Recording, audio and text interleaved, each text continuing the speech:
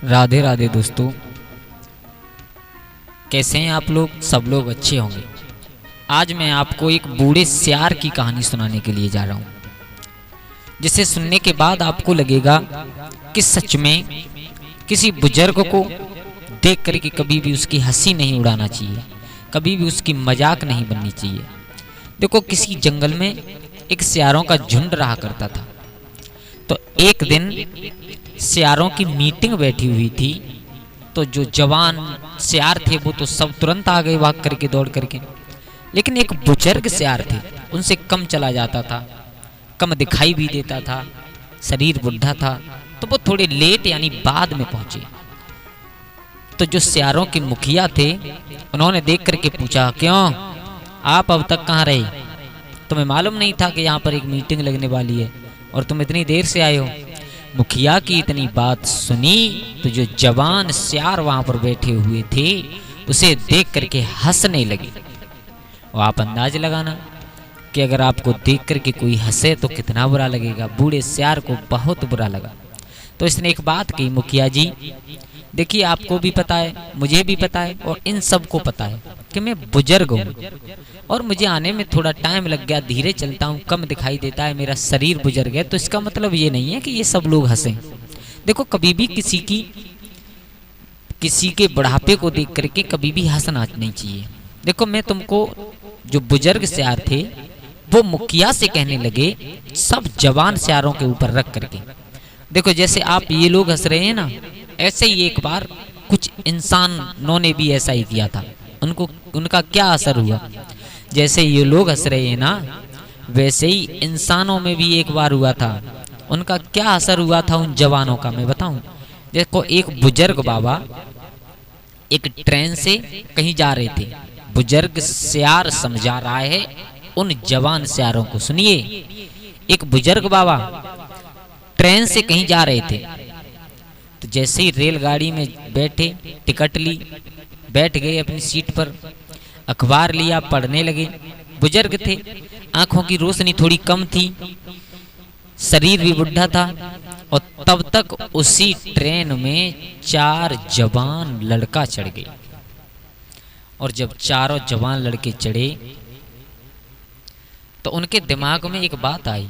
इस बात को तो आप भी जानते हो कि जवान होते हैं ना, तो उनको घमंड थोड़ा हो जाता है। तो चारों जवान लड़का चढ़े तो उनके दिमाग में एक बात आई। एक ने पूछा दूसरे से, क्यों भैया, एक बात बताओ, अगर हम इस ट्रेन की जंजीर को खींच दें तो क्या होगा? बुढ़े सियार कह रहे हैं, सुनो जवान सियारो, तुम्ही को समझा रहा हूं। उन चारों लड़कों में से एक लड़के ने कहा, अगर हम इस ट्रेन की जंजीर को खींच दें तो क्या होगा? दूसरे ने कहा, क्यों पागल है क्या है? टीटी आएगा, पुलिस आएगी, हम तुम सबको पकड़ ले जाएगी। और अगर जेल में नहीं जाना चाहते तो कम से कम कुछ नहीं होगा तो 1200 रुपए का फाइन होगा, कम से कम। तो देखो, चारों लड़कों के दिमाग में एक बात आई। बोले 1200 रुपए बस? बोले हाँ। बोले ये कुछ ज्यादा नहीं है। अच्छा एक काम करो, हम तुम 4 हैं और 1200 रुपए का फाइन होगा, तो हम और आप इकट्ठे होकर के उस फाइन को भर देंगे। अब देखो, चारों जवान लड़के दिमाग में एक बात आई और उन्होंने 300 रुपए इकट्ठे किए। 300 कितने हो गए? 1200 रुपए। 1200 रुपए लेकर के और आपस में जो 4 थे उनमें से एक की जेब में रख दिए, छाती वाली जेब में, जो शर्ट में छाती की जेब होती है उसमें। और एकदम चैन खींच दी और एकदम चैन खींच दी। जैसे ही चैन खींची, रेलगाड़ी रुकी। तुरंत उसी डिब्बे में टीटी और कुछ पुलिसकर्मी आए। एकदम आकर के पूछा, क्यों ये चैन किसने खींची है? तब तक जो 4 लड़के थे उनके दिमाग में एक बात आई। बोले फाइन तो देना ही है हमें, और हो सकता है फाइन भी बच जाए। एकदम बोले, बाबूजी ये ट्रेन हमने नहीं खींची, और जो उसी डिब्बे में बुजुर्ग बैठे हुए थे उनकी तरफ इशारा कर दिया कि ये चैन इन बुजुर्ग ने खींची है। अब बुजुर्ग ने देखा, विचार किया, बोले वाह, खुद चैन खींच ली और मुझे फंसवा दिया है? क्यों बाबा बुड्ढे? पुलिस वालों ने पूछा, क्यों बाबा, आप बुढ़ापे में आ गए, आपने चैन क्यों खींची? अब बाबा विचार कर रहे हैं, अगर मैं झूठ सच बोलूं कि मैंने नहीं खींची तो ये लोग मानेंगे नहीं, क्योंकि ये 4 लोग हैं, ये कहने वाले हैं, मैं अकेला मना करने वाला, ये कहाँ मानेंगे। तो एकदम बाबा के दिमाग में एक बात आई। बाबा ने कहा, बाबूजी, पुलिस वालों से, बाबूजी चैन में नहीं खींची है। बोले क्यों?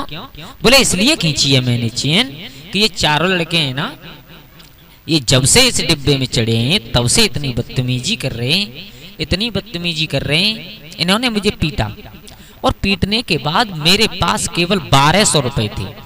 कितने? 1200, और वो भी इन्होंने छीन लिए।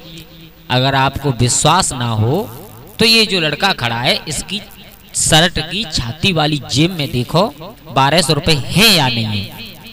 पुलिस वालों ने इतना सुना, तुरंत देर नहीं की, उस लड़के को पकड़ा और पकड़ करके जैसे ही शर्ट की जेब चेक की तो उसमें से पहले से ही 1200 रुपए रखे थे।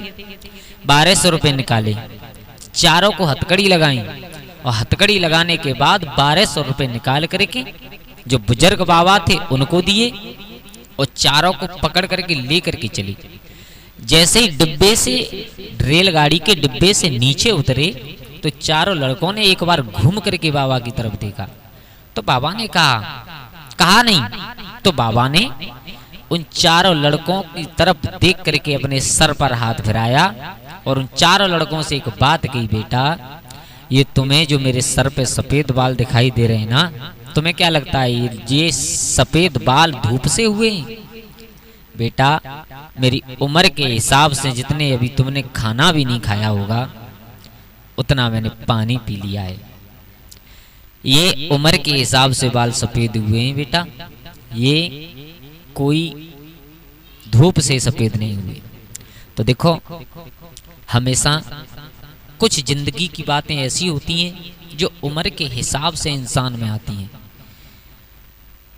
तो हम जवान लोगों को कभी भी किसी बुजुर्ग को देख करके हंसना नहीं चाहिए। उस बुजुर्ग सियार ने ऐसी कहानी उन जवान सियारों को सुनाई, सबकी गर्दन नीचे को हो गई। मुखिया ने हाथ जोड़े और हाथ जोड़ करके बिठा लिया, बोले आओ बैठो, ये तो सब पागल हैं जो तुम्हें देख करके हंस रहे थे। देखो, इस कहानी से हमें यही सीख मिलती है कि हमसे उम्र में कोई ज्यादा हो तो कभी भी हमें उसका उपहास नहीं करना चाहिए, कभी भी हमें उसको देख करके हंसना नहीं चाहिए, कभी भी उसके बुढ़ापे को देख करके हमें हंसना नहीं चाहिए, उसकी मजाक नहीं बनानी चाहिए। क्योंकि जो आज उनके ऊपर बुढ़ापा है ना, एक बात याद रखना, वो किसी दिन हमारे ऊपर भी आने वाला है। तो भैया, सभी से मेरा विनम्र निवेदन है कि किसी भी बुजुर्ग का कभी भी उपहास ना करें, कभी भी उसकी मजाक ना बनाएं, कभी भी उससे घृणा ना करें। जय श्री राधे।